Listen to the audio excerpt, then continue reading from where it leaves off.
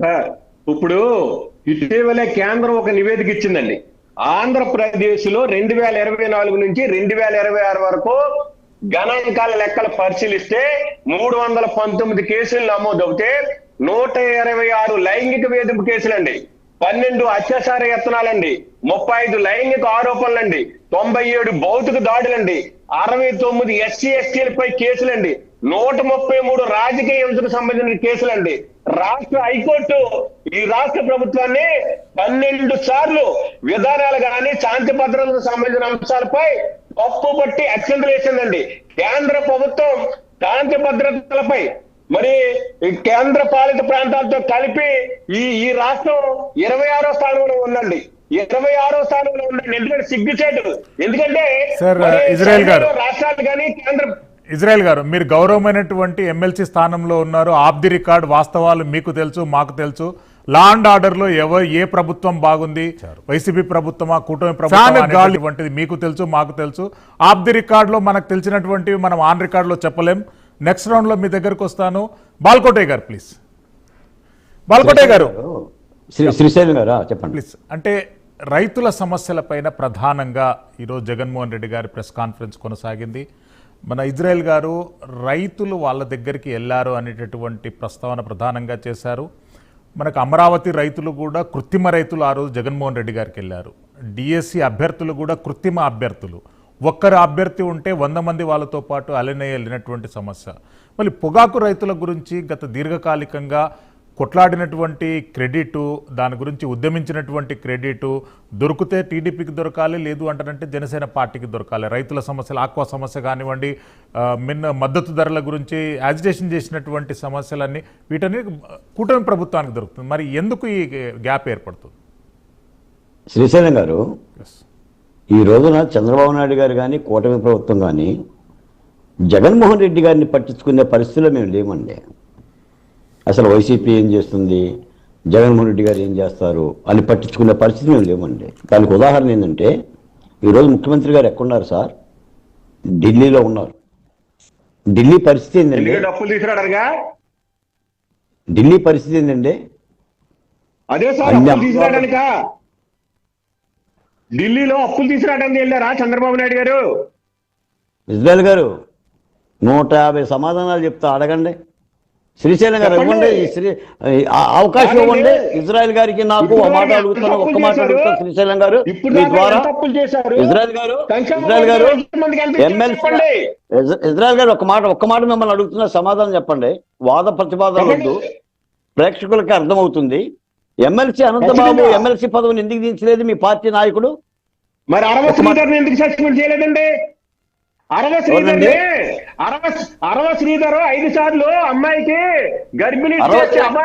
Sridhar Telugu Desam party కాదు, కూటమి కాదా, జనసేన పార్టీ.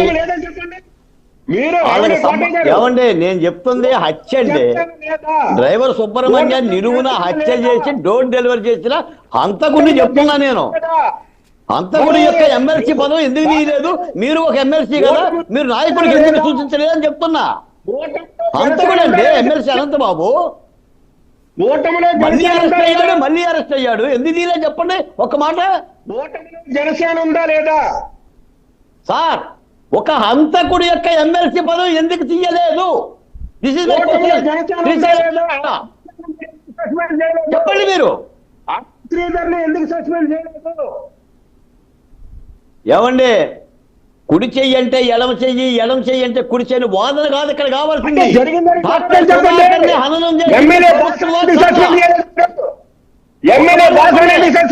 సుధాకర్ ని మాస్క్ అడిగినందుకు బెడదలు విరిచి కట్టి హననం చేసింది ప్రభుత్వమా కాదా? ఏం చర్యలు తీసుకున్నావు? మీ పార్టీని సస్పెండ్ చేశావు, ఏం కేసు పెట్టావు, ఎంత జైలు చేశావు చెప్పండి. 2 మాటలు డిబేట్ అంతా అక్కర్లా మీకు నాకు, 2 మాటలే. రాజధానిలో ఉంది రైతులేనా? ఆకుపచ్చని కండువాలేనా? ఇళ్లలో ఉండారా, రహదారుల మీద ఉండారా? మీకు జగన్మోహన్ రెడ్డి గారికి ఎక్కడ మాట్లాడతారు చెప్పండి, చెప్పండి సార్. శ్రీశైలం గారు, ఎకరం 7 కోట్ల రూపాయలకి ఈ వేలం పెట్టింది ఎవరు? జగన్మోహన్ రెడ్డి గారు. అమ్ముకునే ప్రయత్నం చేయలేదా? చెట్టుపట్టాలుగా మార్చలేదా? ఇజ్రాయెల్ గారు బాలకోటే గారిని కంప్లీట్ చేయండి. ఇజ్రాయెల్ గారు 1 minute please. Israel sir please. Israel గారు ప్లీజ్. ఎస్ బాలకోటే గారు కంప్లీట్ చేయండి మీరు, తర్వాత ఇజ్రాయెల్ గారు తీసుకుంటారు. వైసీపీ పార్టీకి ఈ రాష్ట్రంలో మాట్లాడటానికి కూడా నైతిక అర్హత లేదు. అది రైతుల గురించి కానీ, దళితుల గురించి కానీ, అభివృద్ధి గురించి కానీ. ఈ రోజున పోలవరం శ్రీశైలం గారు ఎర్ర బస్సు కూడా రాని భోగాపురానికి ఎయిర్ బస్సు వస్తుంది. Please note the point. Israel గారు ఎర్ర బస్సు కూడా రాని భోగాపురానికి ఎయిర్ బస్ వస్తుంది. విమానాశ్రయాన్ని పొద్దున ప్రధాని గారి చేతుల మీదుగా అంకితం చేస్తున్నాం. ఇది అభివృద్ధి. ఏం చెప్తారండి?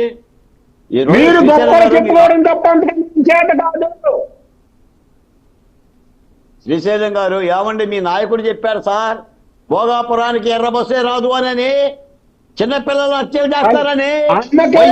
వైఎస్ అవినాష్ రెడ్డి కూడా చిన్నపిల్లాడేనా? వైఎస్ వివేకానందరెడ్డి హత్య కేసులో సిబిఐ వ్యక్తి చిన్నపిల్లాడా? అంటే నేరగాళ్ళు మీకు చిన్నపిల్లలా? మీరు శాంతి భద్రత గురించి మాట్లాడతారా? మేము వినాలా? మీ రాష్ట్ర మీ పరిపాలన శాంతి భద్రత ఎట్లున్నాయా?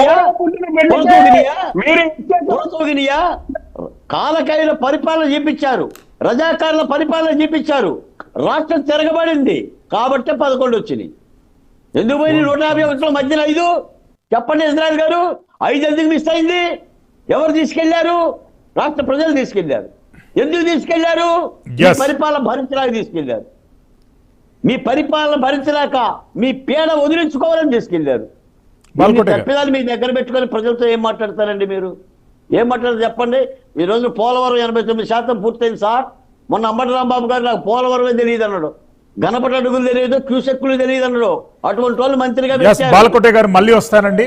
కాబట్టి నేను ఒక మాట చెప్తున్నా సార్, ఈ రాష్ట్రం అభివృద్ధి చెందాలన్నదే కూటమి ప్రభుత్వం యొక్క లక్ష్యం.